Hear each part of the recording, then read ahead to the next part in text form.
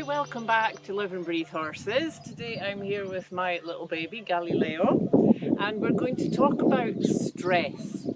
So I would always automatically think stress is a bad thing, and of course extreme stress does feel like a bad thing, but it's a sliding scale. And it's knowing how much stress you can cope with or your horse can cope with in that moment. And it's something that's a part of life, and it's more about how we deal with it. And I think the most important point perhaps is that we don't get stuck in it, because that's the thing that's damaging. You know, when we notice we're in stress and we stay in stress and we stay in stress, and it puts a huge stress on all of our body, on our blood vessels, on everything, if we're constantly in that adrenaline state. And this is why, you know, people suddenly collapse, get illnesses, have panic attacks. You know, my horse is mildly stressed here about the flies.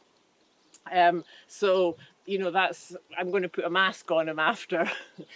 But when we can be aware of the stress and move out of it, you know, so it's the same with our horses, that we get used to noticing when their stress is coming up and helping them be able to shift out of the stress by changing what we're doing, you know, what they're doing, whether that's about moving the feet, about, you know, a bit of rocking, asking them to lower the head, going to a different place, checking in with how we're feeling.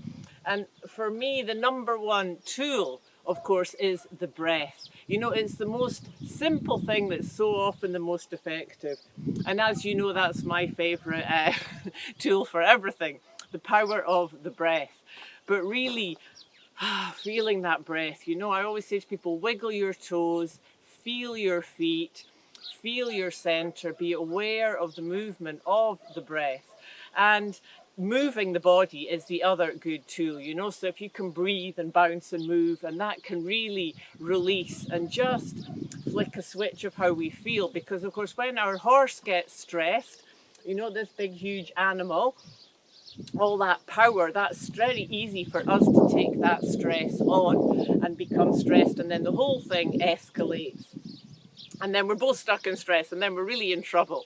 So it's to be aware of it coming along. And oh, my horse is rubbing on me to do the flies. And of course, I should see that before it comes, you know, that he shouldn't have to be pushing on me. But I'm not very good at multitasking, as in remembering what I'm saying, keeping on track, looking at the camera, and paying attention to my horse. So you know, that's also mild stress. And then I feel a bit stressed, so take a breath. But the main point I want to make is not to be stuck in this. It's a topic we will probably revisit again and again, because it's a big thing. And we'll take a look at some more tools. But just to remember that it is something that's always present, and the most damaging thing is being stuck in it. But also it's a process. So when we have a stressy situation, like when something happens, for example, with the horse, and we manage to calm ourselves, and sometimes afterwards, you know, we come to think about that situation and start to think, oh, what could have happened?